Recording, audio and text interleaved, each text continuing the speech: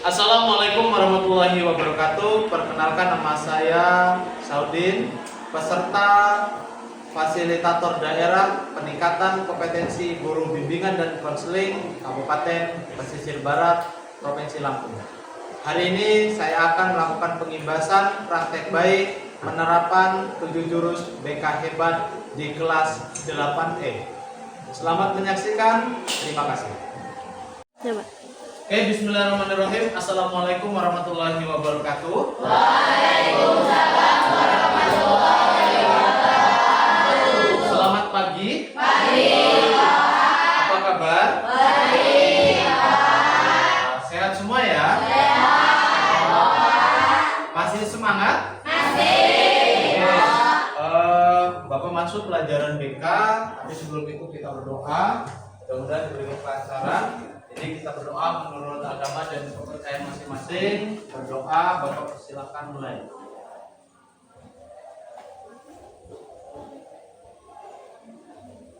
Berdoa selesai.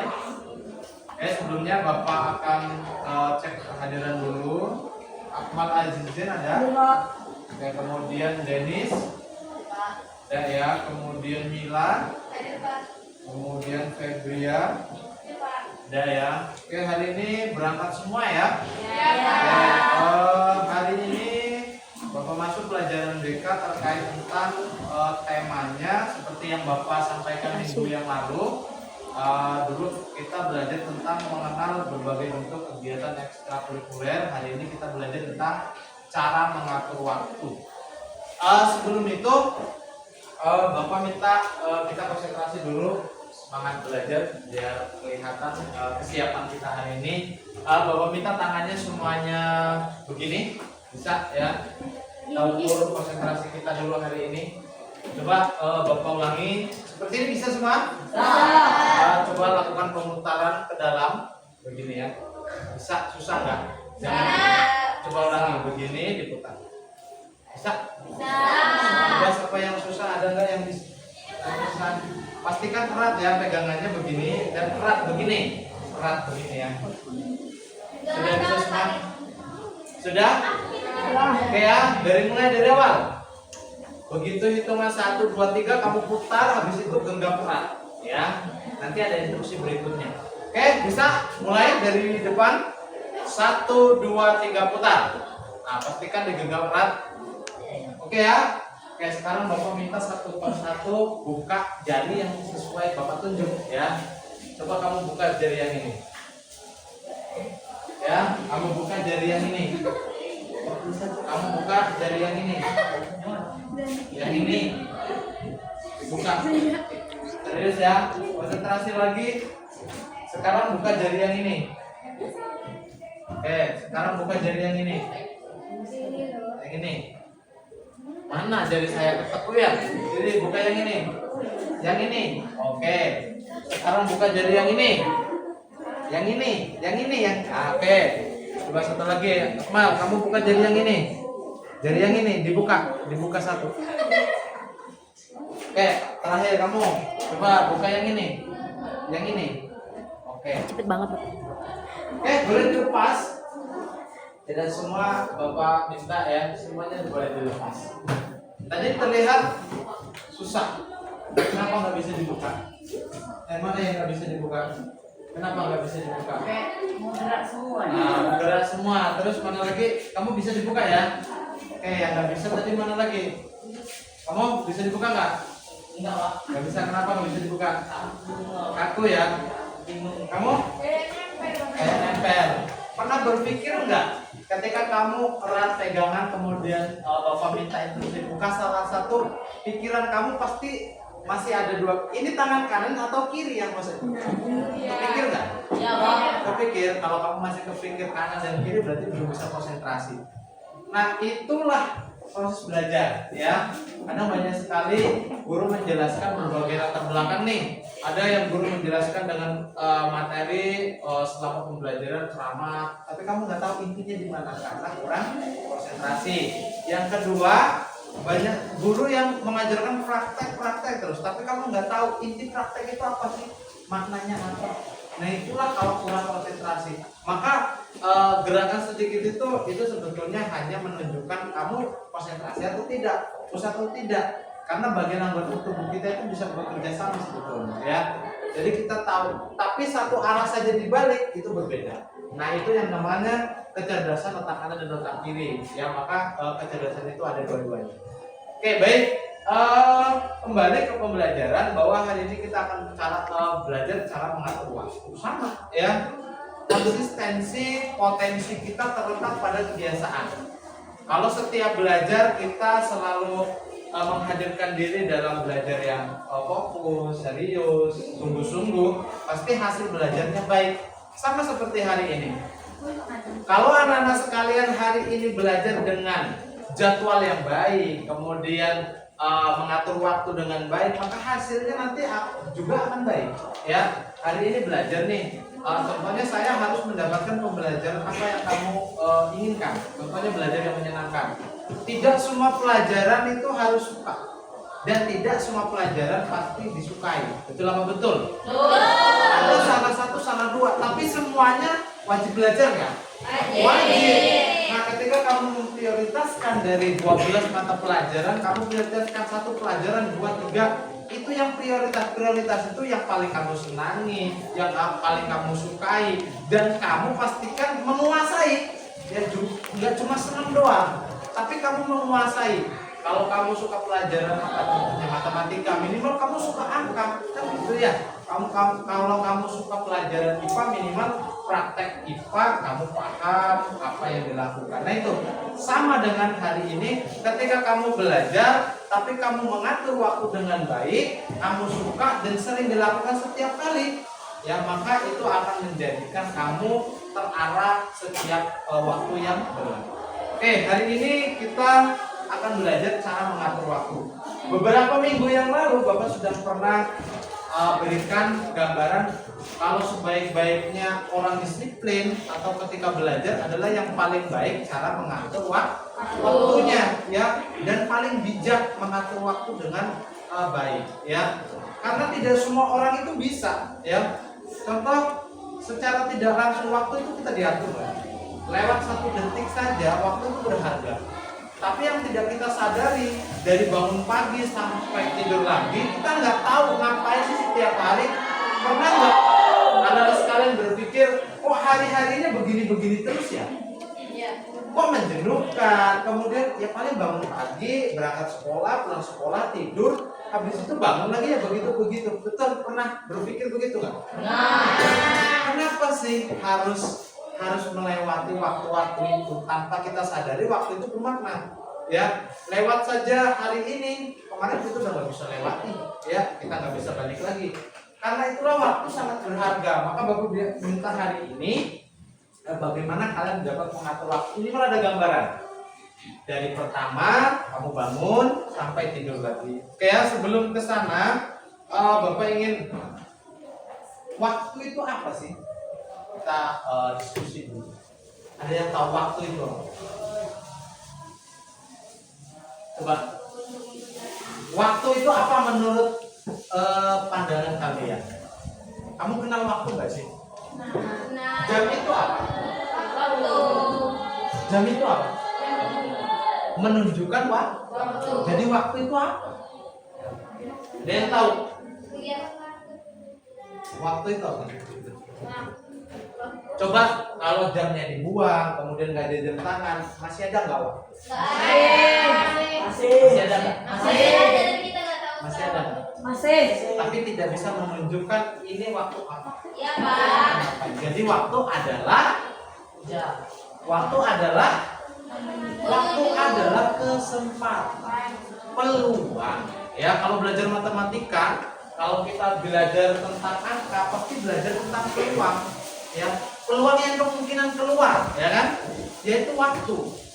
Waktu menunjukkan sekarang jam 11 contohnya. Waktu jam 11 itu menunjukkan jam pelajaran keberapa, ya kan, menunjukkan. Jadi kesempatannya kalau kita sampai jam 11 berarti kesempatan kita untuk belajar ke jam berikutnya. Ya. Contoh jam 12 berarti menunjukkan waktu sholat. Berarti hari ini masih sekarang masih jam 11. Kemungkinan jam 12 nanti saya ada kesempatan untuk sholat Zuhur bagi yang muslim. Ya kan? Berarti waktu adalah kesempatan. Nah, sekarang hari ini kesempatan yang seperti apa yang kita gunakan dari bangun pagi sampai tidur lagi? Ya banyak sekali orang yang lalai dalam mengatur waktu atau kesempatan. Banyak yang nggak ada makna nih. Hidup kok gini-gini terus kayak nggak ada makna karena tidak memaknai waktu adalah kesempatan. Coba diganti jam tangannya jadi berubah kesempatan hidup, ya. Pasti ngeri, ya. Cuma ditunjukkan dari jam 1 sampai jam 12 itu pergantian waktu. Tapi kalau dirubah temanya jadi kesempatan adalah uang, kesempatan adalah emas, kesempatan adalah pahala, kesempatan adalah apa-apa, beda mungkin cara pikir kita. Oke, kesempatan adalah waktu yang bisa terjadi dan bisa berubah, dan bisa juga kita tidak bisa melewati kesempatan atau waktu itu. Ya tergantung bagaimana adanya. Ya, kemudian ada beberapa cara agar kita itu belajar mengatur waktunya dengan baik. Salah satu adalah kita membuat jadwal belajar, ya. Nah, jadwal belajar ini memungkinkan untuk bagaimana kalian itu diberikan kesempatan untuk mengikuti proses itu, ya. Karena sekolah pun, ya, lembaga pun selalu menggunakan waktu ataupun peraturan untuk mendisiplinkan anak sekolah atau siswanya, ya. Begitupun dengan kita. Kalau kita hari ini belajar tanpa mengatur waktu, bermain tanpa diatur, kemudian tidur malam tanpa diatur, bisa jadi kita tanpa makna. Yang ada adalah tidur semau kita, belajar semau kita, kan tidak ada progres yang bakalan kita capai, ya. Sebelum lanjut ke sana, artinya waktu ini penting atau tidak? Penting. Kalau waktu adalah kesempatan, kesempatan itu datangnya berapa kali? Satu kali. Sekali, ya. Kalau kita bisa mencapai jam 12 nanti, besok belum tentu kita sampai jam 12. Ya. Kalau hari ini kita bisa belajar dengan baik, ya belum tentu besok kita belajar dengan baik. Karena apa? Karena besok kita belum tahu keadaan kita kayak mana, bisa sekolah apa enggak, sehat atau tidak, kan begitu. Karena kesempatan adalah yang terbaik, maka harus kita lakukan dengan baik. Oke, sekarang Bapak minta waktu sebentar untuk kalian mengerjakan bagaimana cara mengatur waktu dari tidur, ya, sampai bangun lagi. Waktunya mungkin tidak lama, ya, kita singkat saja. Jadi silakan langsung ditetapkan prioritas. Contoh dari bangun pagi jam 4 sampai tidur jam 10 malam, contohnya. Silakan anak-anak sekalian menentukan kegiatan mana yang paling prioritas. Prioritas itu yang paling utama. Prioritas 1, prioritas 2, dan prioritas 3. Oke, silakan. Waktunya 2 menit, ya. 2 menit. Silakan coret-coret dulu.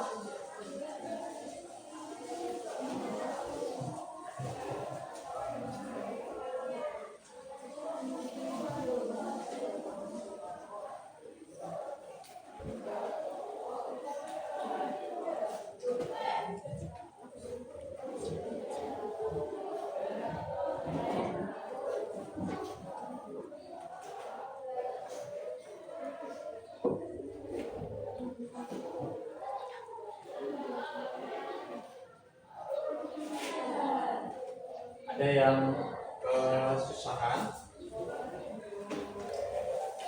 Aman, ya? Bisa, ya? Ya, diurutkan, ya. Coba diurutkan.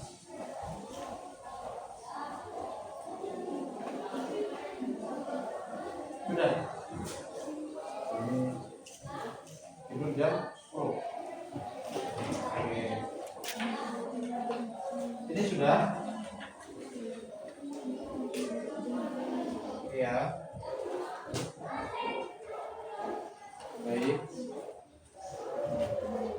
Sudah, ya.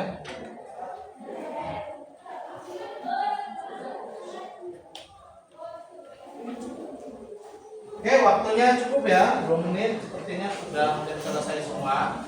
Kita lanjutkan pembelajaran. Bapak minta 2 orang deh, perwakilan dari Putra ataupun Putri, bisa minimal membacakan hasil dari pembuatan jadwal belajarnya. Jadi nanti kita simpulkan kenapa harus buat jadwal belajar. Silakan dari Putri, siapa yang perwakilan? Ada? Yang Putri semua boleh. Oke, silakan.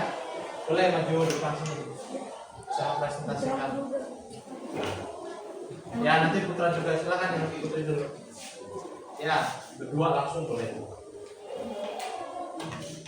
Nanti langsung di ini ya, di apa prioritas berapa ditandain.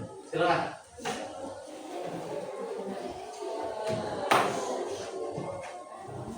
Oke, langsung aja boleh.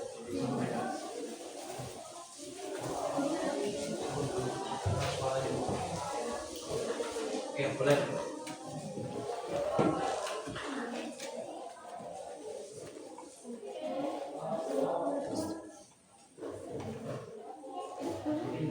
Assalamualaikum warahmatullahi wabarakatuh. Waalaikumsalam warahmatullahi wabarakatuh. Baik teman-teman, saya akan menyampaikan kegiatan saya dari jam 4 sampai jam larut malam atau tidur. Pertama-tama kegiatan saya mandi, sholat subuh. Setelah sholat saya siap-siap pakai dari sekolah. Jam 04.30 sampai 05.20. Terusnya sarapan berangkat sekolah 06.30 sampai 07.00. Sholat zuhur 13.00. Terusnya belajar 07 sampai 14.00. Istirahat di rumah 14.30 sampai 16.00. Setelah itu beberes rumah jam 16.00 sampai 17.00. Sholat maghrib 18.00. Sholat isya 18.30 sampai 19.30. Main HP jam 20.00 sampai jam 21.00. Tidur jam 21.00. Oke, lanjut dulu nanti di Mandi, sholat subuh langsung ngaji jam 4.30 sampai 05.20. Siap-siap sekolah jam 6.30 sampai 07.00. Berangkat sekolah. Sholat zuhur jam 13.00. Belajar di sekolah jam 07.30 sampai jam 14.00. Istirahat di rumah jam 14.30 sampai jam 16.00. Masak dan beres rumah jam 16.00 sampai jam 17.00. Sholat maghrib jam 18:08. Belajar jam 18.30 sampai 19.30. Sholat isya jam 19.33. Main HP jam 20.00 sampai 21.00. Tidur jam 9 malam. Oke, baik. Sebelum ditanggapi, coba Bapak minta 3 prioritas di jadwal yang sudah dibuat itu. Prioritasnya yang pertama, ya, pertama sholat, dua belajar, 3 beres-beres rumah. Oke, kalau Febria 3 prioritas apa sama? Sama, sholat, belajar, kemudian beres-beres semua. Baik, bagus sekali ya jadwalnya ya. Kami tepuk tangan dulu. Baik, kita boleh kembali ke tempat dulu. Ada yang laki-laki mau coba? Ya silakan. Nah. Apa dulu boleh? Silakan. Assalamualaikum warahmatullahi wabarakatuh. Waalaikumsalam warahmatullahi wabarakatuh. Saya akan membacakan jadwalku sehari-hari. Jam 4 sampai jam 5 sholat subuh. Jam 5 sampai jam 6 mandi. Jam 7 sampai jam 2 sekolah. Jam 2 sampai jam 3 makan dan main HP. Jam 3 sampai jam 4 ngaji. Jam 4 sampai jam 5 mandi. Jam 5 sampai jam 6 sholat maghrib. Jam 6 sampai jam 8 belajar. Jam 8 sampai jam 9 main HP. Jam 10 tidur. Oke, dari jadwal kegiatan mingguan untuk prioritas sudah. Sholat, Terus belajar, belajar. Satu lagi ngaji. mengaji. Oke, terima kasih. Bagus sekali ya. Kalian tepuk tangan untuk teman. Oke, dilihat dari perwakilan 3 orang yang maju tadi, sudah jelas ya, kayaknya memang konsisten mereka lakukan ya. Yang jelas harapannya yang lain juga sama ya, yang lain itu sudah buat jadwal ya. Tapi yang perlu digarisbawahi adalah yang ditetapkan prioritas selama 3 kegiatan itu, ya sebanyak 3 kegiatan itu, kira-kira dilakukan setiap saat atau tidak. Nah itu yang menjadi tugasnya ya. Kalau merasa memang dilakukan, ya dijaga. Kalau yang belum, silakan dilakukan. Oke, pada akhirnya pembelajaran ini ada kaitannya dengan bagaimana kita menjaga konsisten. Ya, konsisten itu tidak mudah. Ya, kita aja yang sudah diajarkan bagaimana disiplin, cara mengatur waktu, termasuk cara belajar, kita untuk tertib, ikut peraturan sekolah, kadang kita masih abai. Betul ya? Apalagi ya kalau hidup kita tidak pernah masuk sekolah, tidak pernah membuat jadwal, kayaknya untuk menjaga konsistensi itu masih sulit. Oleh karenanya pada akhirnya Bapak berharap setelah ada materi ini kalian jaga jadwalnya, kemudian lakukan ya. Jangan hanya sekedar cuma jadwal dibuat tapi tidak dilaksanakan. Dilaksanakan, prioritaskan, kemudian dilakukan setiap kali, setiap hari. Mudah-mudahan itu bisa membantu kalian untuk menjaga konsisten itu, dan pada akhirnya kalian terbiasa dengan jadwal yang baik. Oke, pada akhirnya Bapak akan memberikan soal terakhir ya, evaluasi. Jadi boleh dicatat bentar ya. Pertama,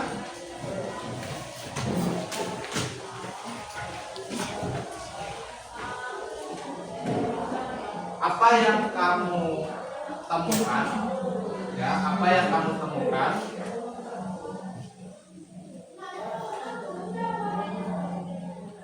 pada saat membuat jadwal pelajaran atau pada saat membuat jadwal kegiatan. Sudah? Yang kedua,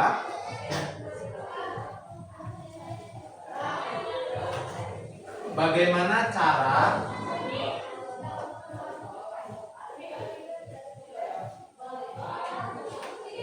mengatasi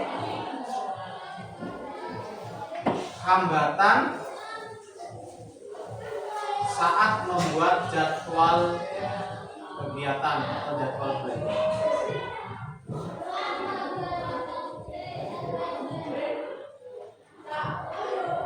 Sudah ya? Sebelum Bapak tutup, kira-kira tadi apa yang tergambar setelah terbuat jadwal? Kira-kira apa yang ada di gambaran kalian setelah jadwalnya terbuat? Rutinitas, Pak. Tergambar ternyata dari bangun tidur sampai tidur lagi jelas ya, rutinitasnya ngapain gitu ya.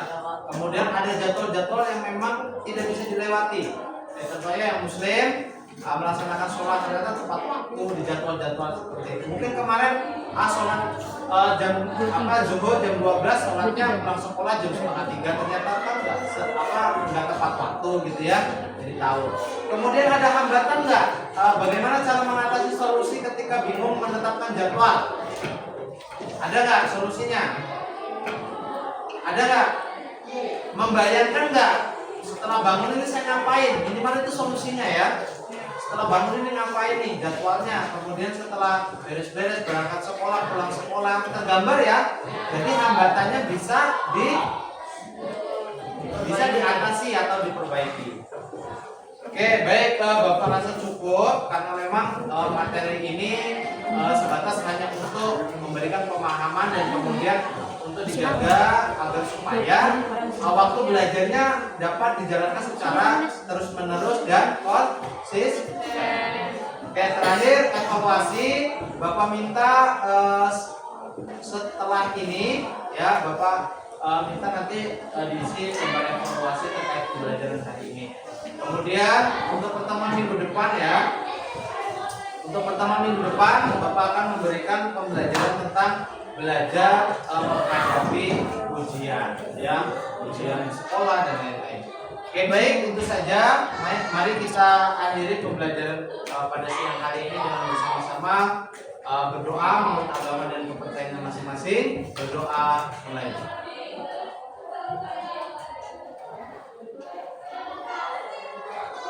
Berdoa selesai. Ada yang ditanyakan untuk pertemuan minggu depan? Cukup jelas ya. Oke, tetap semangat. Kemudian jangan abai dengan jadwal yang sudah dibuat. Lakukan yang terbaik untuk kebanggaan orang tua dan masa depan kalian. Demikian, terima kasih. Mohon maaf apabila ada kekurangan dan kesalahan. Mari, assalamualaikum warahmatullahi wabarakatuh. Waalaikumsalam warahmatullahi wabarakatuh.